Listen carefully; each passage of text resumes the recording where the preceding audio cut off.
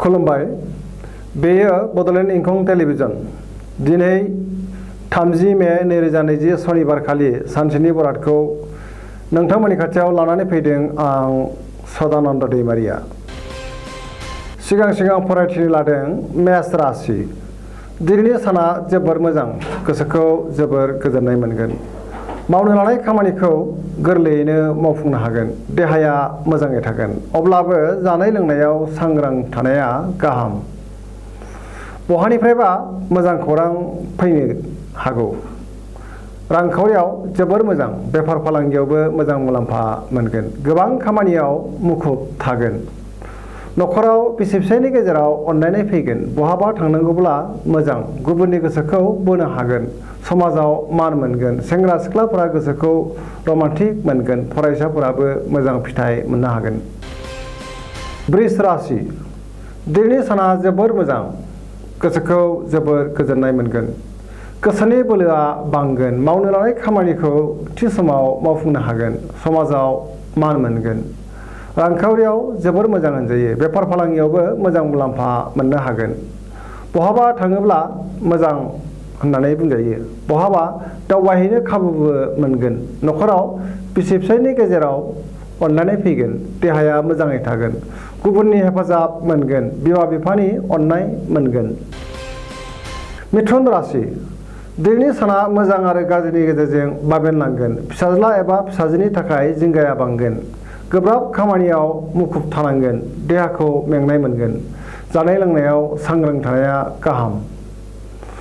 रांखावरियाव मोजांद्राय नङा, खरसाया बांगोन। बेफार फालांगियाव मोजां मुलाम्फा मोननो हागोन। न'खराव अनलायनाय फैगोन। समाजाव मान मोनगोन। गोसोनि बोलोआ बांगोन। मावनो लानाय खामानिखौ मावफुंनो हागोन। अब्लाबो नाथाय गोसोआव गोजोननाय फैनाय नङा। कर्कट राशि। दिनैनि साना जोबोर मोजां, गोसोआव गोजोननाय फैगोन। मावनो लानाय खामानिखौ थि समाव मावफुंनो हागोन। रांखावरियाव मोजां, बेफार फालांगियावबो मोजां मुलाम्फा मोनगोन। न'खराव सोरबा लोमजानो हागौ। देहाया अदेबानि मोजाङै थागोन। गुबुननि हेफाजाब मोनगोन। गुबुननि गोसोखौबो बोनो हागोन। न'खराव अनलायनाय फैगोन। समाजाव मान मोनगोन। फरायसाफोरा जोबोर फरायनो गोसो दुंगोन। सिंह राशि। दिनैनि साना बारा मोजां नङा। गोसोआव गुलाय गुजाय साननाय फैगोन। मावनो लानाय खामानिखौ मावफुंनो हानाय नङा।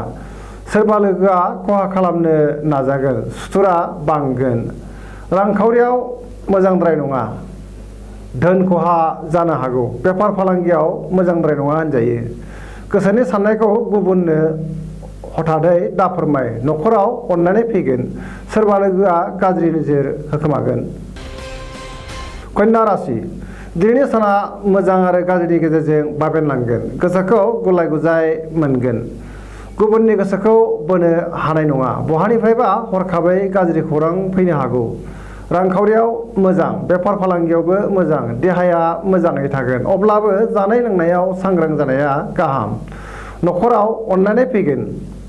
गोबां खामानियाव मुखुब थानांगोन। सेंग्रा सिख्लाफ्रा मोजां खौरां मोनगोन। फरायसाफ्रा फरायनायाव गोसो दुंगोन। तुला राशि। दिनैनि साना जोबोर मोजां, गोसोखौ जोबोर गोजोननाय मोनगोन। गोसोनि बोलोआ बांगोन। गोसोनि साननाया जाफुंगोन। खामानिखौ मावफुंनो हागोन। देहाया मोजाङै थागोन। रांखावरियाव जोबोर मोजां। मोननो गोनां धोनखौ दिनै मोननो हागोन। न'खराव बिसि फिसायनि गेजेराव अनलायनाय फैगोन। समाजाव मान सनमान मोनगोन। बेफार फालांगियाव मोजां मुलाम्फा मोननो हागोन। माबा मोनसे बेसेन गोसा मुवा दिनै मोननो हागौ। वृश्चिक राशि। दिनैनि साना बारा मोजां नङा। गोसोआव गोजोननाय फैनाय नङा। मावनो लानाय खामानिखौ थि समाव मावफुंनो हानाय नङा। गोसोनि साननाया देबोर नांगोन। गोसोखौ लोरबां मोनगोन। समाजाव मान मोनगोन। न'खराव अनलायनाय फैगोन।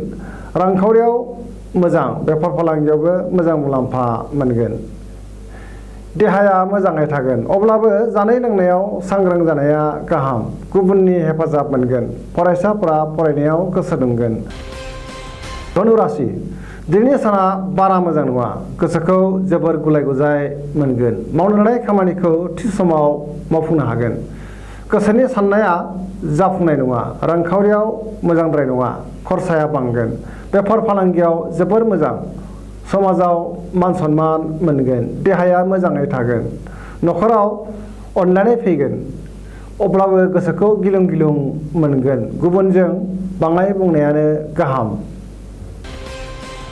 मकर राशि दिनैनि साना बारा मोजां नङा। सोरजोंबा नांलाय खमलाय जानो हागौ। गोसोनि साननाया देबर नांगोन। सिगांनि आद्रा खामानिखौ मावफुंनो अदेबानि हागोन। रांखावरियाव जोबोर मोजां। मोननो गोनां धोनखौ दिनै मोननो हागोन। बेफार फालांगियाव जोबोर मोजां मुलाम्फा मोननो हागोन।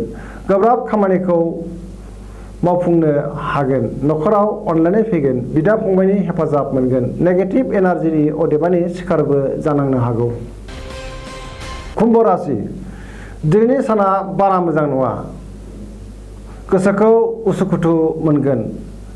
मावनो लानाय खामानिखौ थि समाव मावफुंनो हागोन। बहानिफ्रायबा मोजां खौरां मोनगोन। समाजाव मान सन्मान मोनगोन। रांखावरियाव जोबोर मोजां। बहानिफ्रायबा गोबां धोन मोनगोन। देहाया मोजाङै थागोन। न'खराव अनलायनाय फैगोन। नाथाय सोरबा आंगोजों एना एनि जानोबो हागौ। गोसोखौ हमथानाया मोजां। गुबुननि हेफाजाब मोननो हागोन। मीन राशि दिनैनि साना जोबोर मोजां। गोसोआव मोजां साननाय फैगोन। गोसोनि बोलोआबो बांगोन। देहाया मोजाङै थागोन। रांखावरियाव जोबोर मोजां। बेफार फालांगियाव मोजां मुलाम्फा मोननो हागोन। न'खराव अनलायनाय फैगोन। गोसोआ दिनै रमान्टिक जागोन। मोननो गोनां धोनखौ मोननो हागोन। सेंग्रा सिख्लाफ्रा दिनै मोजां खौरां मोनगोन आरो गावबा गावनि गोसोनि साननायफोरखौ फोरमायलायनो हागोन। दिनैनि राशि फरायथिनाया एसेनोसै। जोबनायाव आं बेखौनो खावलायो जाहाथे नोंथांमोना सानफ्रामबो जोंनि बे बड'लेण्ड इंखं टेलिभिजनखौ नायबाय थायो आरो साबस्क्राइब खालामो। एसेनोसै। गोजोन्थों।